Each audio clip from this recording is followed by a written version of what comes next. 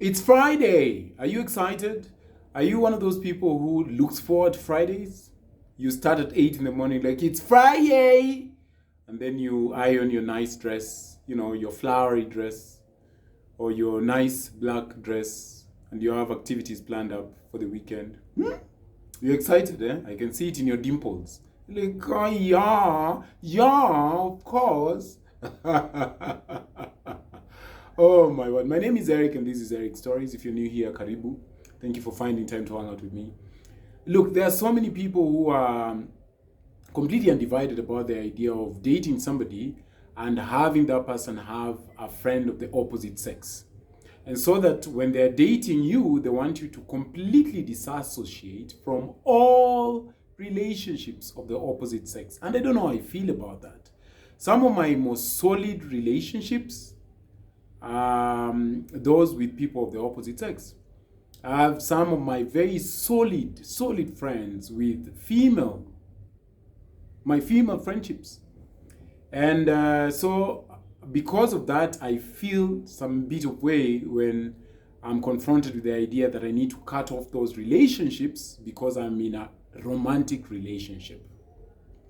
Now, that being said, I was thinking about the etiquette of maintaining friendships with a friend of yours who's married, be they she or he, and yet you still value the relationship so much so you don't cut it off. Are there etiquettes around that so that you don't have to do away with the entire friendship because your partner is insecure?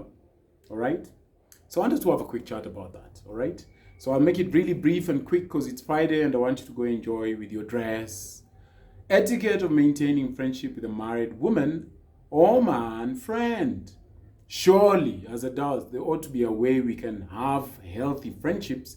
And don't get me wrong, this is not somebody you used to have a romantic relationship with.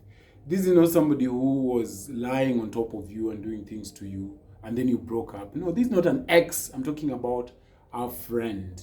Somebody say you went to school with, somebody you had your neighbors with. No monkey business, just a friend. That's the person I'm talking about. It becomes a bit murky when it's someone you're sleeping with. Wouldn't you agree? Everybody gets a bit jittery when it's someone who you're sleeping with. So it's not an ex, I'm talking about a friend. I think it's important as a form of etiquette is try and put yourself in their partner's shoes. Really, just mentally and emotionally, try and put yourself in their partner's shoes. Once you've done this, then treat them and behave in a way that won't disrespect their partner. It's important. Also, on top of that, maybe you want, because you're friends and you're open and honest with each other, hopefully, you want to ask them things their friends aren't comfortable with, things their partners aren't comfortable with in their relationship. So, for instance, before they got into this relationship, if you used to just show up and announce to their house, you can't continue doing that. You can't. Why? Because they're in a romantic relationship now. If their partner doesn't appreciate that somebody calls them deep in the night when they're lying on their chest, they should be open and honest and tell you that. Like, you know what, Fred is very sensitive about our me time. So, he puts his phone on flight mode and we just hang out.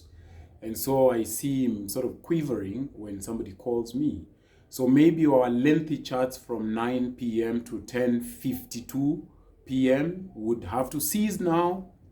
Yeah, so I think it's just a matter of respecting their partner. And because you don't know their partner, then you want to ask them to tell you. I think that's a good etiquette. What do you think? You have to stop those things you used to do when you guys were just the two of you kicking it. Another thing, which I think is equally important, if you love your friend and you guys are only friends, no history, no romance, all right, then embrace their partner. Embrace their partner, all right? Do your best to embrace their partner. Don't start bastardizing their decision about the person they're dating. I mean, that's not your place. Don't bastardize their decision, all right? Don't start questioning their choice of the person they've decided to date. That's outside of your circle of interest. This is your friend. This is the person they've chosen to be with. Your interest stops at friendship. If they seek advice, you could advise. But now when you start frowning, I mean, I've had women say things like, I don't know what entered Jennifer. Why would you date such a weirdo. And then they start telling Jennifer, you don't know the weirdo scratches on Jennifer, so just leave it alone.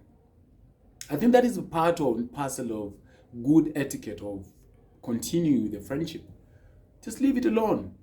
Embrace their partner. Respect their choice.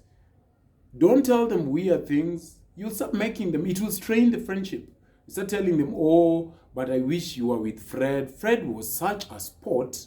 Hey, Joachim is a bore. Like, he's just a shags guy. Wow. Judith. Joachim is, okay, like, I get it, but he's such a shags guy. Like, he's a shags, aki babe. It's going to hurt her because there's something she sees and likes in Joachim that you'll never understand. So just respect them and embrace her decisions. Embrace her partner. That is another good etiquette. Include their friend, or rather include their partner in your activities. All right? If the friendship is pure, include the partner in your plans together. Not daily, not every other weekend, but maybe once in a while, after you've done your private meetings as friends, one random Saturday, it wouldn't hurt to say, hey, you know, we hike on Saturdays. Why don't you have Thomas join us? You know, so that they get to know you for themselves. I think that would be important. Instead of cutting the friendship off, you can include them. One of my good friends, I've known her for many, many, many years. I know she's a very religious person. And so when I get into a relationship that is serious and I'm open, it's a pure relationship, we've never done anything funny, maybe it wouldn't hurt to have her join me and my then girlfriend for an activity, but in a respectful way, you know. Of course, not every other time. Maybe once in a long while, you'd be like, hey, you know, my girlfriend and I are going for a hike. You should come. And then they can talk and get to know each other. All right? That is another thing you can do, which is a good etiquette to enhance opposite sex friendships when you assume a serious relationship. Then give them space. You are not their life partner. You are just but their friend. Give them space.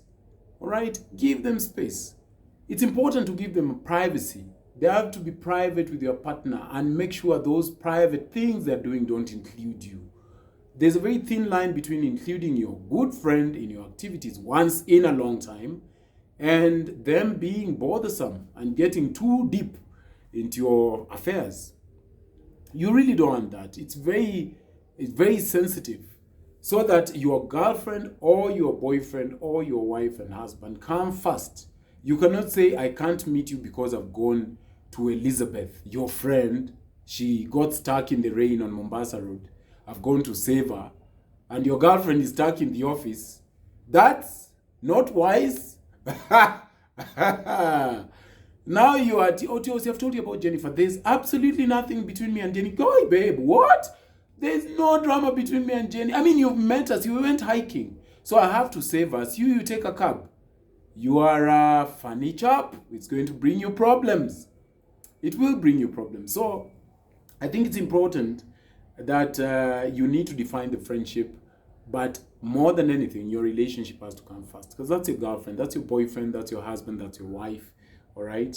A private life with their partner that does not include you is something you need to really, really pay a lot of mind to and to give them space. Just give them space. This includes not sending random SMSs in the middle of the night to say the way your anxiety has kicked in and only your friend understands. That's preposterous and bizarre. Now you have a wife. Now you have a girlfriend. Discuss your anxiety with your partner. All right? You know, one of the things I'm learning is that women mostly appreciate you to be open and honest, and they don't take it lightly when somebody outside of the relationship knows things about you that she doesn't know. Then that becomes an unhealthy friendship. If anything, she is your person. She should know everything, right? So this story for, when things are crazy like this, I just need to go outside and call Jennifer. Oh, my friend. You're going to have a lot of trouble. And then finally, I think avoid trying to get involved between your friend and their partner's fights. That's a no-brainer, but most people do. Don't get involved. Don't get involved. You owe your friend the duty of care and love as a friend, but avoid their fights. Their drama isn't your drama. Unless and until she or he asks, then opine, but also try and be very objective. Don't take sides. But if you like asking your friend about your drama and your fights with your boyfriend or husband, it's also not very wise because they're your friend and they're going to likely take sides. So keep things kosher, genuine, and legitimate. All right? But that being said, finally, my final mind about this is your girlfriend, wife, boyfriend, husband's feelings. You have to respect the man's insight and the woman's intuition. If she says that she doesn't feel comfortable with that friendship, then it is wiser that you end their friendship. You cannot start insisting that they'll have to be your friend and this girlfriend or husband or wife of yours must accept the friendship. In the hierarchy of importance, the person you've elected to be your wife or girlfriend or boyfriend or husband comes first.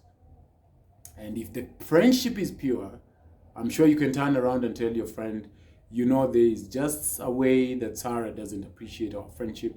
So I'm sorry, but we'll have to call it a day. That's the truth. What do you think? What do you think? My name is Eric Omondi. You have a lovely evening.